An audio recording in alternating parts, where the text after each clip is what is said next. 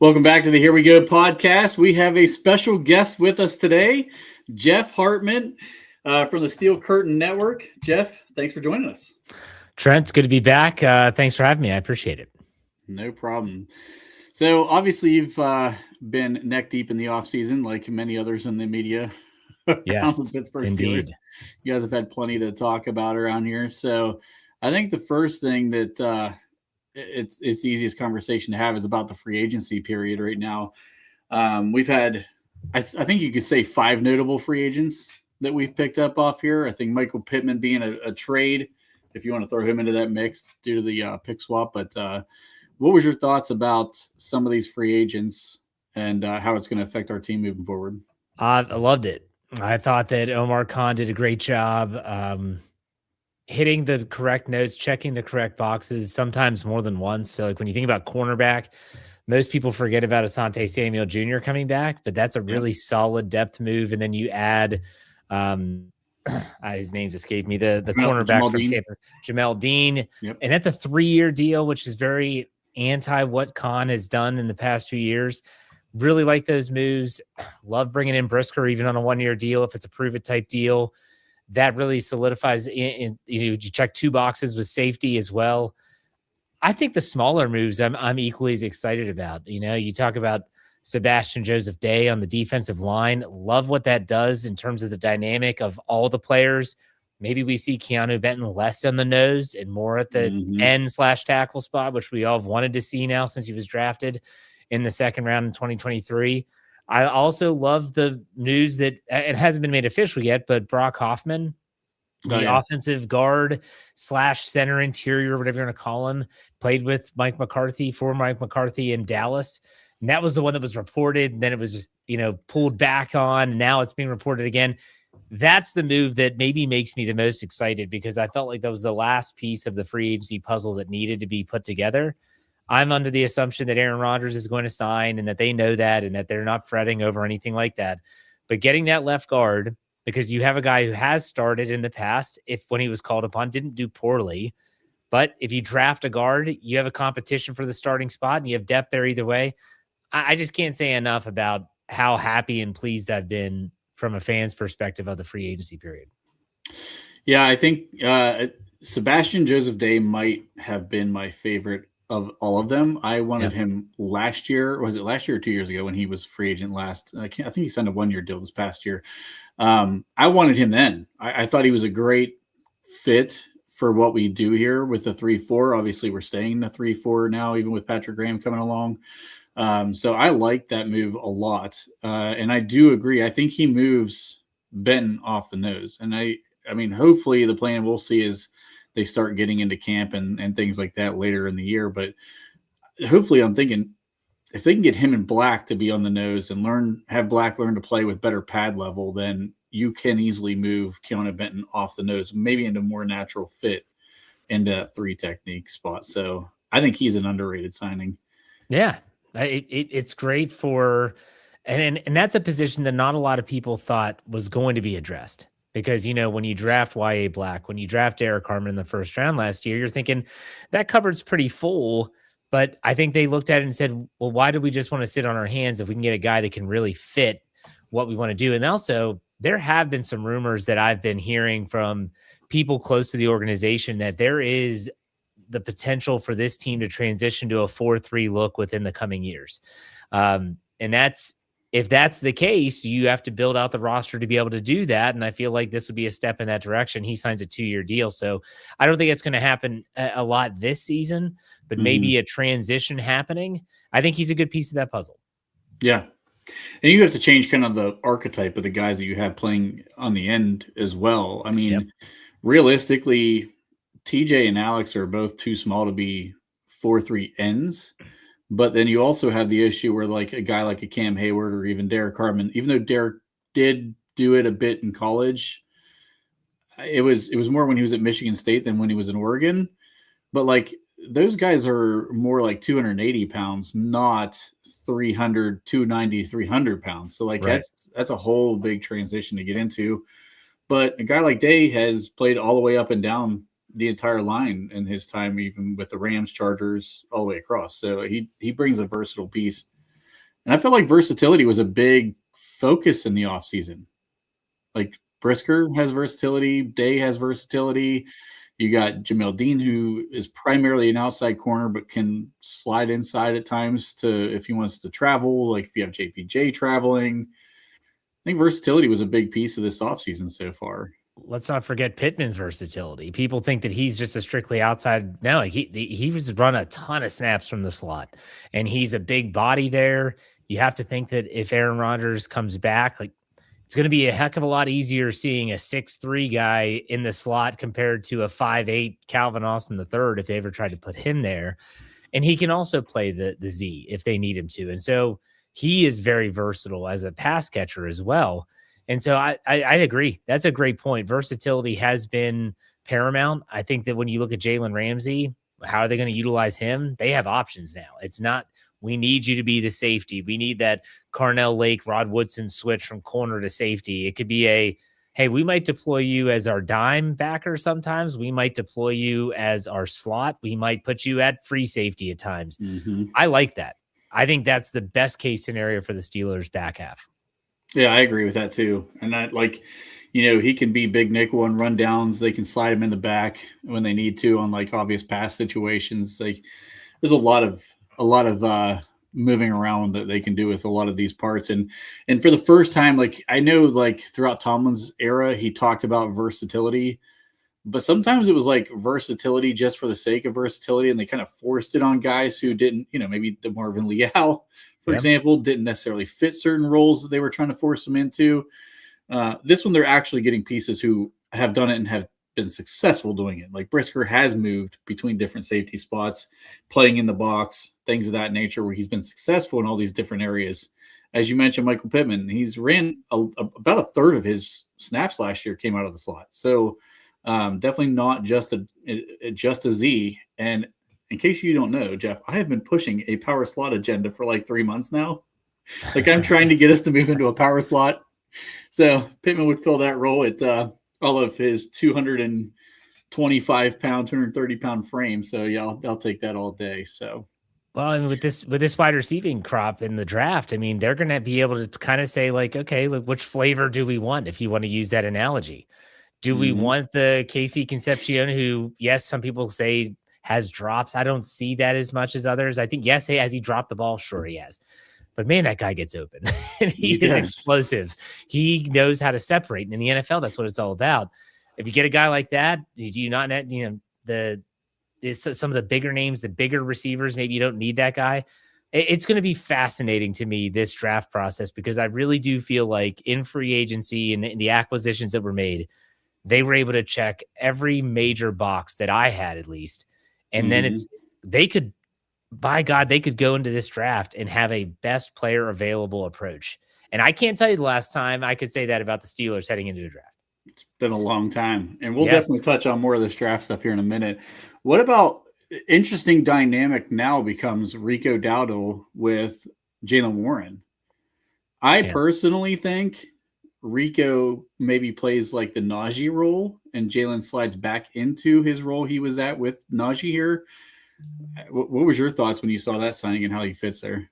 It was maybe one of my favorite signings, if I'm being completely honest. I've been a Rico Dowdle fan since his last year in Dallas, and I followed him in Carolina as well. And he reminds me of kind of your poor man's Najee Harris. I think he has more burst. I think he has better vision, which is hysterical because he was undrafted out of South Carolina. Meanwhile, Najee Harris was a first-round pick out of Atlanta, and you're talking about these very important characteristics for running backs.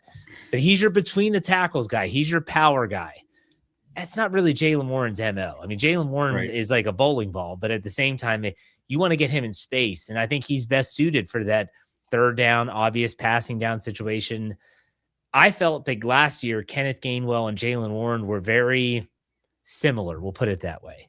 And I don't necessarily in my own, if I'm drawing up a backfield, I don't want two backs that are really similar. I want contrasting styles. And Rico Dowdle and Jaylen Warren, they are exactly that. And I'm also, by the way, not going to give up on Caleb Johnson. There's a lot of the fan base that is like, this guy sucks. He's done. Hey, this guy can still develop. He brings another interesting skill set with his zone ability. And he does, or at least we were he was touted as having some really good vision, patience with the football. That could be a really good stable of running backs. Yep.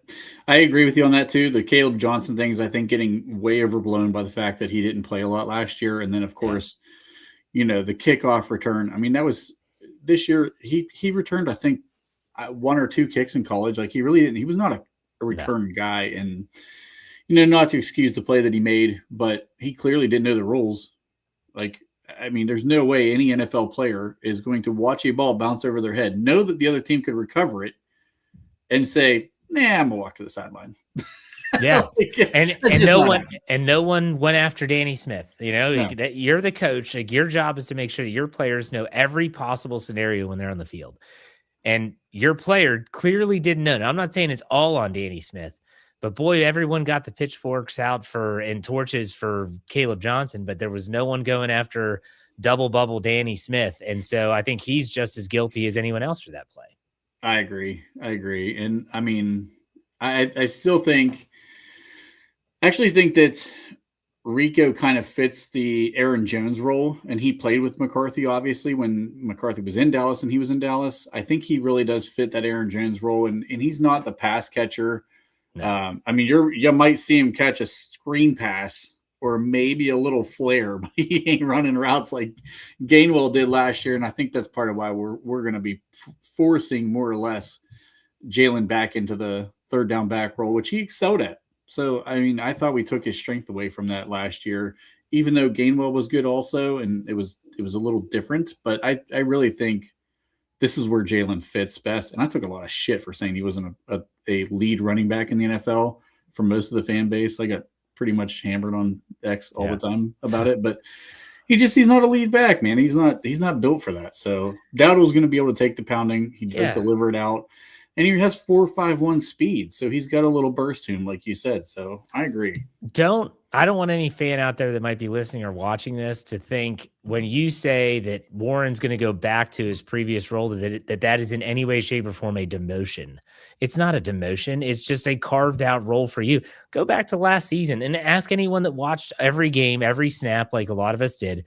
Did Jaylen Warren have a bona fide role on the team? And the answer to me is no.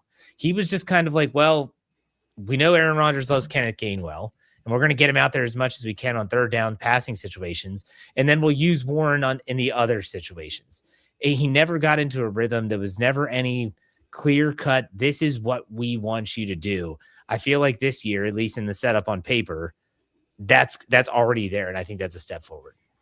Yeah, I agree. The other thing I think is interesting with the Jamel Dean signing is it feels like we can use Joey Porter Jr. for exactly what we drafted him for, that press man cover corner, and stop getting him in zone so much. Because Dean's a very good press cover corner as well. Yeah. And I think that's going to be a huge benefit, and it's going to be interesting to see how the defense plays. But if we can start holding on the back end pretty consistently, do you think that opens up where maybe we see a little bit more out of TJ than we got from him last year? Well, TJ Watt's that's a different discussion altogether. But I agree with you in the fact that I guess I can't agree completely because I have read a lot, I've heard a lot, I've talked to people about Patrick Graham because this is different. We've been sold the same story for the last 19 years with Mike Tomlin, whether it was Dick LeBeau as the defensive coordinator, or then Keith Butler, and obviously Terrell Austin to finish up his tenure. We kind of always knew what to expect, but Patrick Graham, the one notable thing about him is that he does what his players do well. He's not trying to force them into his scheme. So people will look at certain stops along the way, whether he was in New England with Belichick, whether he was in Vegas the last 3 years, and say, oh my gosh, look, he ran all these zone schemes. That doesn't necessarily mean he's going to do that if he has really good man corners in Pittsburgh. Like, let's not paint him into a corner. So I think for me, I look at this and say, I think that he has a very versatile back half. And that's not something we could say in recent years. When you look at Dean, you look at Porter, you also look at Asante Samuel Jr. I'm higher on Brandon Echols than a lot of people were. He had a horrible game on Monday night against Houston in the wild card. But still, I got to say, man, this is a really good secondary. And you throw in the safeties that we already talked about. I'm excited for this group. Yeah, me too. And like, finally, we're going to disguise coverages, which, good Lord, we know we've struggled with that in the past. You've got some fans in the chat, by the way, just Hey, in case you're wondering. I see that. Thank you. Appreciate it. No, I'm excited to see what Patrick Graham brings to the table because I mean, as long as it's not predictable and you don't hear that from every offensive player that we play against this year, as we knew what they were going to be doing and who was going to be where, like that's what the NFL is anymore. Is like you have to just completely get rid of the predictability. It's all about tricking and finding matchups that favor you and ways that you can win in situations. And like, instead of saying, hey, we need TJ Watt and Cam Hayward and these guys to go win one-on-one, finally, maybe we win by scheme and quit making these players earn more than their paychecks are. Like, well, Graham's not a blitzer though. At least throughout his career, he is not a blitz-heavy coordinator. He will blitz, but he's not the. It's not going to be Blitzburg 2.0 for people that are thinking about it. So that's just. I just want to throw that out there in case people don't know. His modus operandi is to not blitz. He wants to cover in the back half, and then, my gosh, fingers crossed, he gets TJ Watt to change his style, to move him around a la Max Crosby in Vegas. That's the hope, at least. Yep. Be fantastic. So let's talk about what these free agent additions might mean to our actual draft plans. So has that actually changed the draft plan for you at all? Yes. And like I said earlier, this is probably the first draft. I've covered the team in some capacity, writing for people, podcasting for people, probably since 2014. And I can tell you this is the first time that I can think that the Steelers were able to go into a draft and there wasn't that one position that was circled in red marker saying, we're fine, but we got to get this. I don't think they have that position right now. And that's fantastic. And I don't think people realize, because BPA, best player available, like some of these terms get thrown around way too much. But I feel like the Steelers could sit there and they could stay at 21 and they could say, you know what? We've got our whole draft board here. And we know that there's the Caleb Downs of the world or the Carnell Tates are not going to get to us. And we're okay with that. But we're going to sit here and maybe that the best player on the board at that time is an offensive guard. And they can say, let's take him. He's the best player available. There is some freedom in that I'm not used to as a fan for once, but I am excited for. I really can't wait to see what they do, because I mean, go back to some of these other drafts, and I don't want to beat up on Kevin Colbert, but a lot of these fell under his tenure. Think back to when Najee Harris was drafted. Quality players on the board. Nope, we need a running back. Let's take Najee Harris. Think back to when Artie Burns was the pick. Well, what happened right before that? The Bengals take the guy they wanted, William Jackson III, and they looked at their board. Who's the next cornerback? Artie Burns from Miami. Okay, so then they have to knee-jerk reaction into that pick. Or Terrell Edmonds. And it's not his fault he was drafted in the first round. The guy wasn't a first-round talent, but they needed a safety. Let's go get Terrell Edmonds. I don't feel like that's gonna happen this year, and that's something that's very positive for me. Are you in the camp that Spencer Anderson is a potential starting guard in this league? Because there's some people in the fan base that think he's a potential starter. I think he's a really good backup, but there's a lot of people who are okay moving into the season with him as a starter.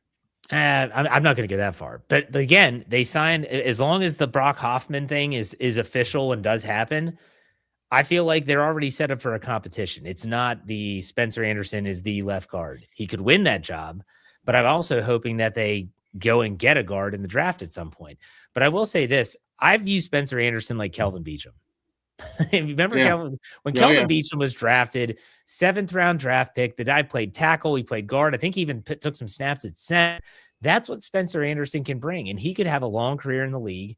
And I just don't know if he's ever that starter, but I think he's very valuable. So I'm cool right now. If let's say they don't get a guard, if they were to say the Steelers, that is, we're going to have a competition between Hoffman and Spencer Anderson for left guard, then let the best man win. And I'm okay with that. But I'm not about to sit here and say, you know what, this is the guy that's going to be the starting left guard. I'm not there. No. I've brought this name up in the past. Christine's bringing it up. Have you heard anything about Batonio possibly? I've heard he's been leaning towards retirement. That's what I've heard.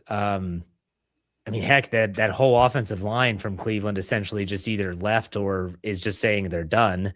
And they've Yeah. made a lot of moves. You know, they traded with the Texans and a couple other teams, but what's the cost going to be? Because the Steelers don't have a ton of space.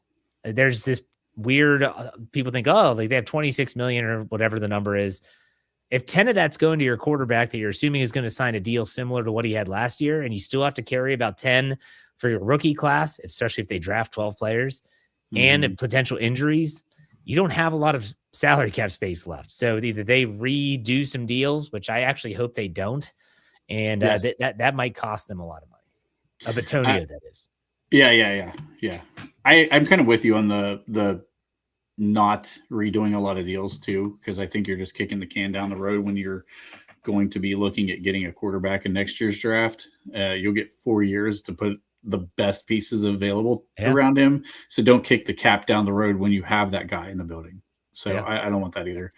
What about I think this is another misconception. I think people underestimate, like Vega gets brought up in the chat. I'm sure it gets brought up in your chats all the time too. Like there's a lot of people who think he could fall to 21. I'm not in that fan base. I think he's probably going in the top 4. I don't think he makes past the Ravens, honestly, at 14. Could you see a trade up? Because I don't think we're taking 12 draft picks in this draft. I think we're going to trade twice, probably at least. The number I've been throwing out there is if I set a line at 9.5, do you take the over or the under for the amount of picks they actually make this draft? I'm going under. Under. Wow. Okay. I think they're going to probably trade at least. I think I've been saying they're going to trade at least twice, but I could see there's so many quality players within the second, third rounds. I think I could see an argument to say maybe they do want to solidify the guard and go get Vega. Maybe try to make a deal with, I don't know, Dallas or somebody in that ballpark at 12. That's about a second round, maybe a third round value. You're probably going to trade a second, in my opinion, to move up. So then you have to trade back into the second. Yeah. You're going to give up something for that. And then I think you're going to want to stay with as many picks in the third as you can. You're probably going to give up future, later picks to go back into the third again, even if you have 2 left. See, this is you bring up like, would I trade up for like a Vega, the guard from Penn State? And the answer is like, well, what's the rest of the board look like? Because this is where the BPA can really come in and have him say, okay, we don't value him as much as maybe another wide receiver that we think is going to be available at 21. I think if anything, I would love for the Steelers to even bump back a little bit in the first round if they wanted to. A team like the Miami Dolphins, who just got a first-round pick from Denver, as an example. They trade Jalen Waddle. They get their first. That's after Pittsburgh. Maybe they value someone and they say, let's go up and get pick 21. So the Steelers move back. Maybe they get a third-round pick, something like that. I'm okay with them wheeling and dealing. I think that is, you bring up the comment there, the 2027 capital is going to be important to keep tabs on here as well. I think that it's a situation where the Steelers, we can run through the gambit of scenarios until we know exactly that there are David DeCastros every draft. The guy that you say, there's no way that this guard from Stanford, David DeCastro, for those who don't know, is ever going to fall to the Steelers where they drafted, which I think that year was like 18th. And then what happened? They didn't have to move up and he fell right into their laps. It has happened before. There's only so many picks. There's only so many players. Everyone tabs someone as a top 5 talent. Do you understand there's only 5 players that are in the top 5? So it's a situation for me that I hope the Steelers are patient. That is Omar Khan's calling card. Everyone says it's aggressiveness. No, it's patience. He's willing to wait and be smart and calculated with what he does. So we'll see. I agree with that. And I think too, this draft's kind of uniquely interesting. We've talked about this on the show quite a bit. There's not a lot of blue chip guys. I mean, there's maybe 6-7 guys that are blue chip guys. Everybody else is like in that back end first round grade to earlier second round grade, but you're not picking in the top 7 and you're not trading into the top 7. So like I think it's difficult to move back in a draft like this. I wouldn't put it past us to try to do that if the right guy's there that they want.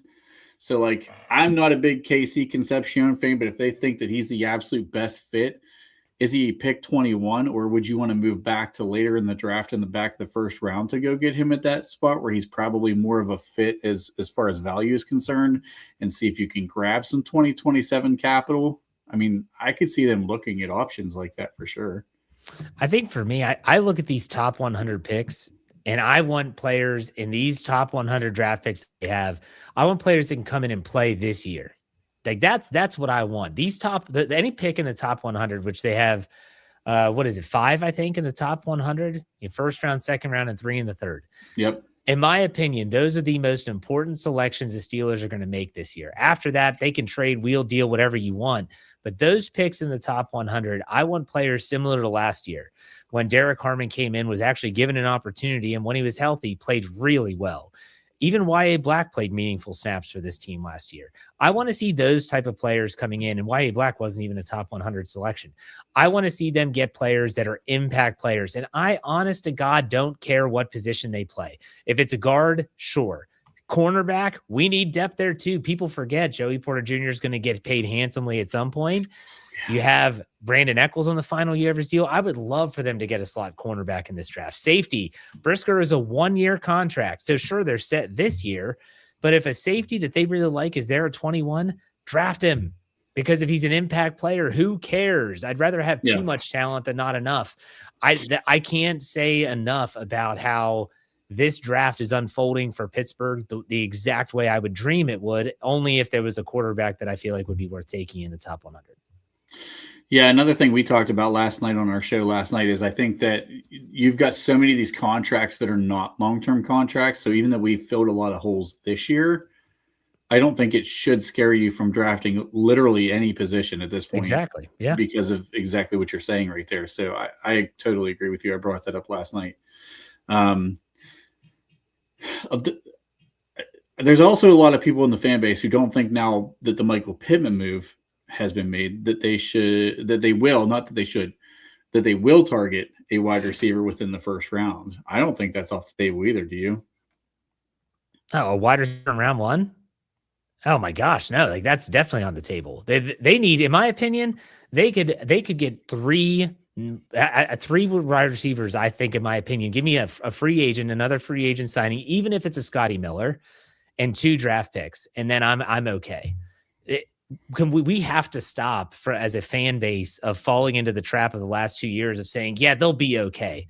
It's not okay. That's not even close to okay. And it's kind of like what they used to do with the offensive line, even going back to Ben's last year in 2021.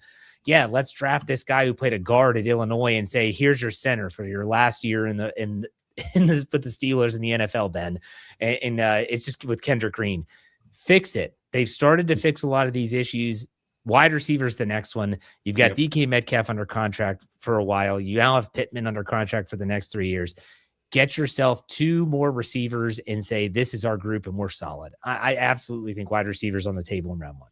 I do too. If a guy like Omar Cooper is there, if Mekhi Lemon falls, I think you're running that card to the table. Yeah. The only way you don't is if Vega's on the board and you're at a crossroads of, do I take the guard to be my starter for 10 years, or do I go get a wide receiver who also could be a starter for 10 years? Like, that's a good dilemma to have. You could do both, and this is where you could see Khan say, we'll take a 3rd-round pick and move up in the 2nd round and try to get a guy that we really like, that we really covet. There's a lot of, like you said earlier, there's a lot of value and talent in that 2nd round.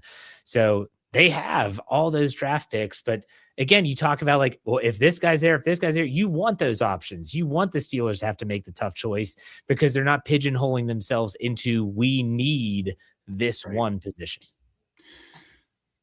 Christine brings up Tyson.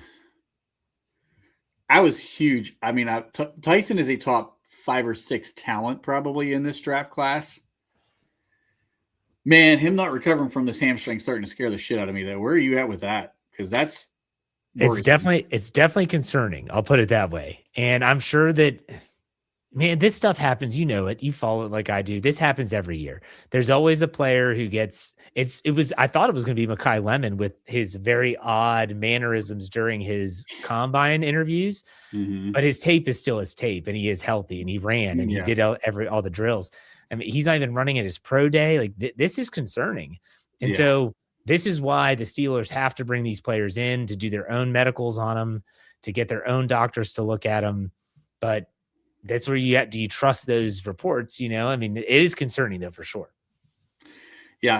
I mean, he is my favorite receiver in this draft, but I don't know. I was conflicted. I put out a tweet last night that said that basically he might fall out of the first round because of this. But I'm like, if he's there at 21, I don't want to pass him up at 21. I'm not passing up a guy with his talent at 21, even with the injury history. I think I'm still taking a swing at it to say if that injury history goes away, like we've seen with other guys in the past, man, you just hit a home run at 21.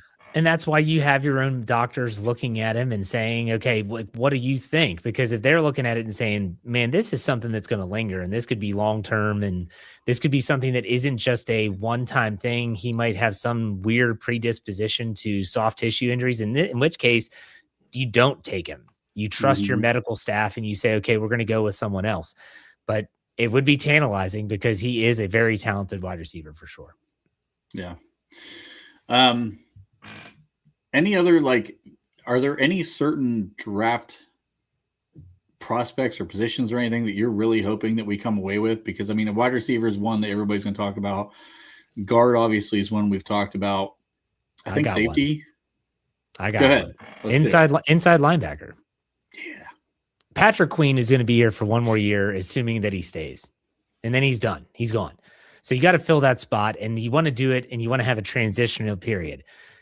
Peyton Wilson's great, but I feel like he is kind of, at least under the old regime, is very restricted into what he can and can't do on a down in and down out basis. I would love to see the Pittsburgh Steelers get a linebacker who is what they all thought Patrick Queen was going to be, but hasn't really been.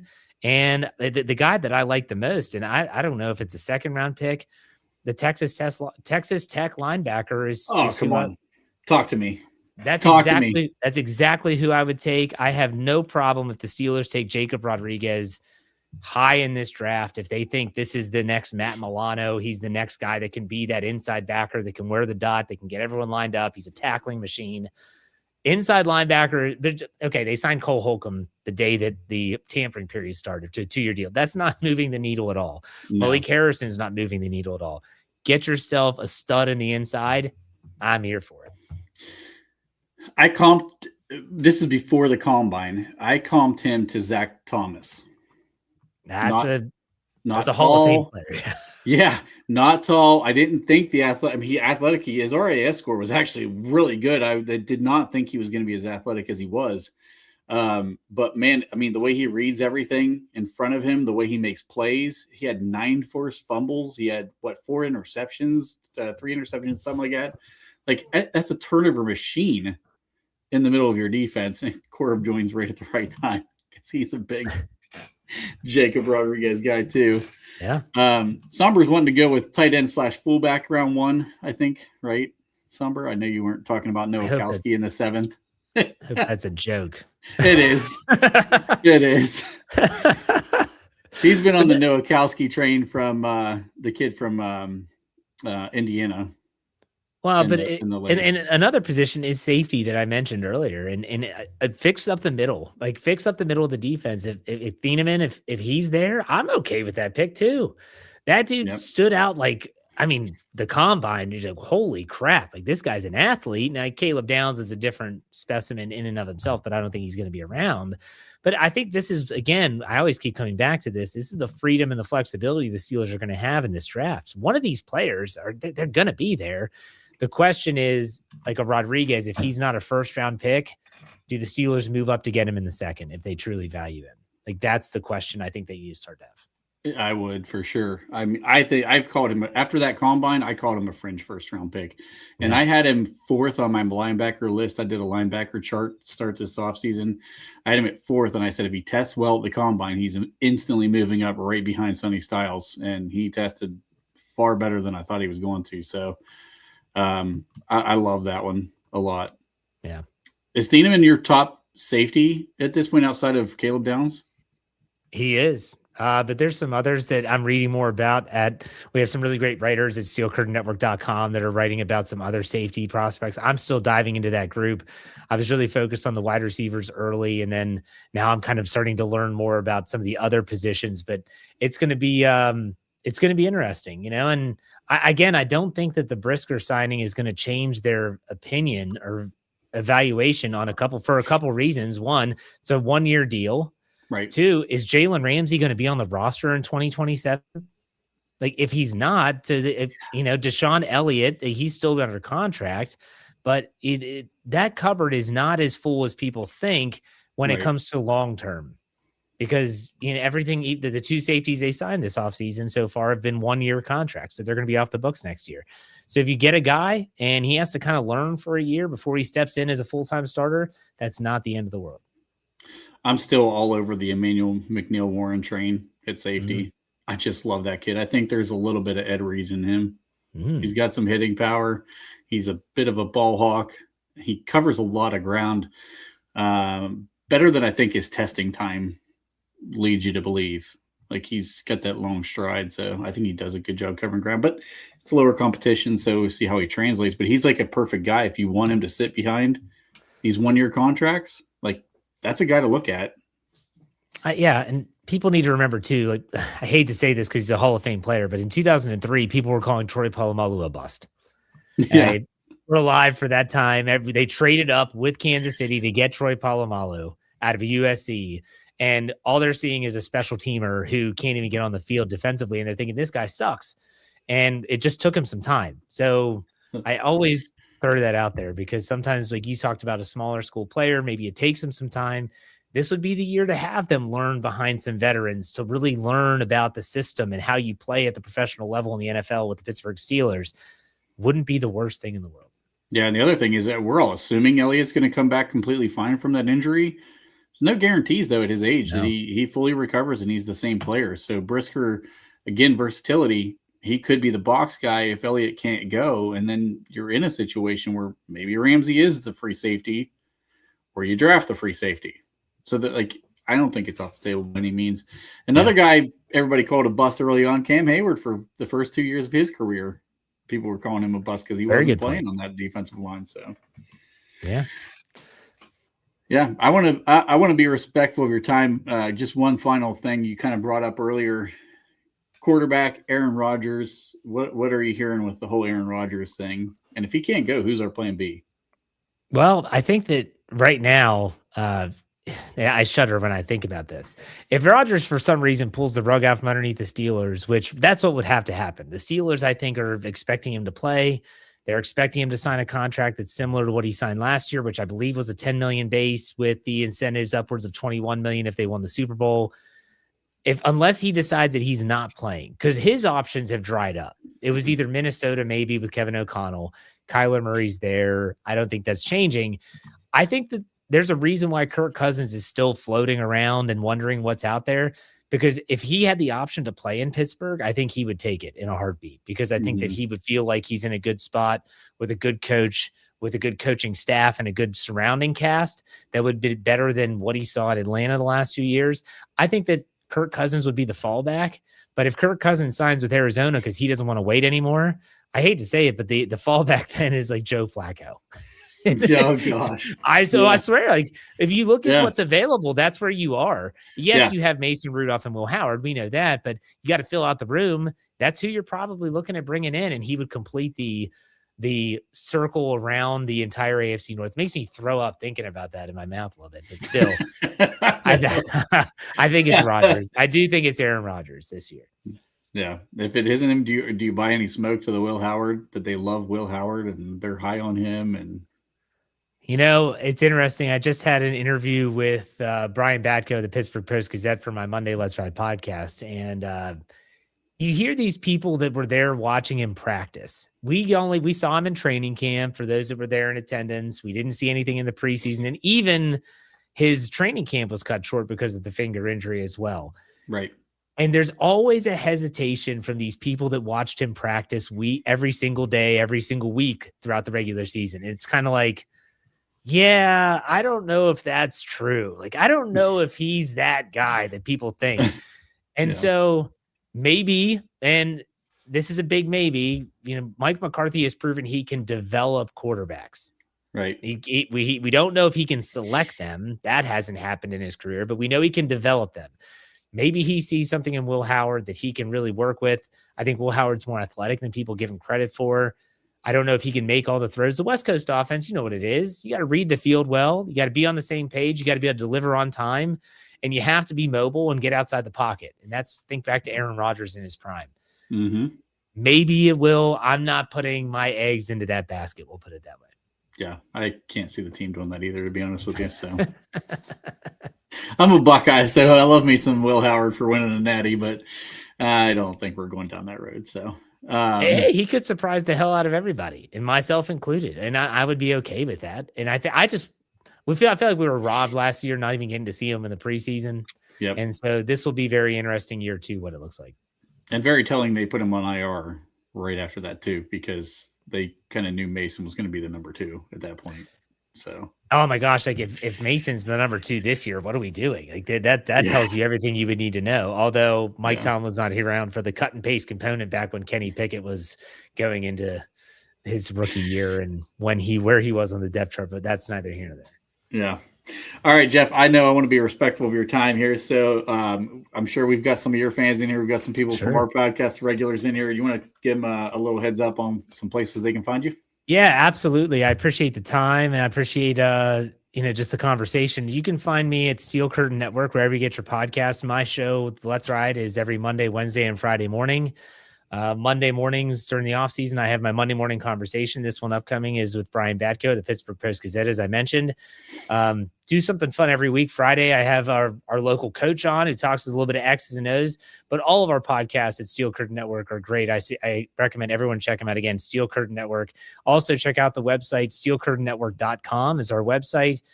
We have at least 3 to 5 pieces of fresh content every single day. Should be your one-stop shop for all things Steelers.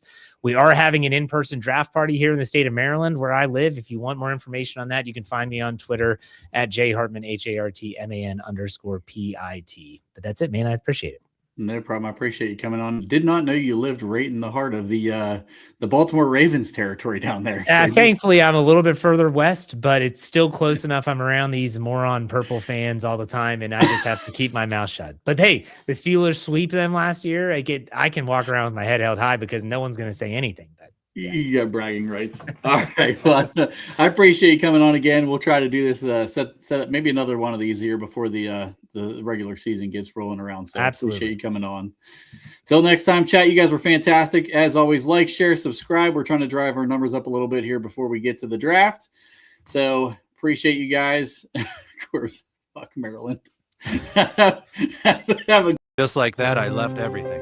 I dropped out of high school. See ya. I said goodbye to my girlfriend. See ya. And I left my family.